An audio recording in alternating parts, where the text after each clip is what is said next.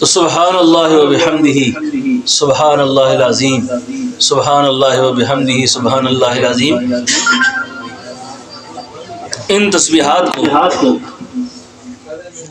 कर्जदार पड़ेगा, अल्लाह उसका कर्जा दूर कर देंगे। परेशान हाल पड़ेगा, अल्लाह उसकी परेशानी दूर कर देंगे। और हदीस की किताबों में बाद मकामात में लिखा है कि अल्लाह रब्बुल आलमीन रुए ज़मीन पे बसने वाली हर मखलूक को जो रिज़्क़ अता फरमाते हैं वो इन कलिमात की बरकत से देते हैं, वो इन कलिमात की बरकत से देते हैं।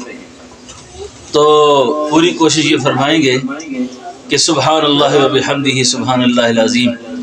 फिर ये जो तस्बीहात हैं, ये जो अज़कार हैं, ज़िक्र हैं, ये अल्लाह से, अल्लाह के बंदों से सीख कर करना, उनसे पूछ कर करना कि मुझे कौन सा अमल करना चाहिए और किस वक्त करना चाहिए।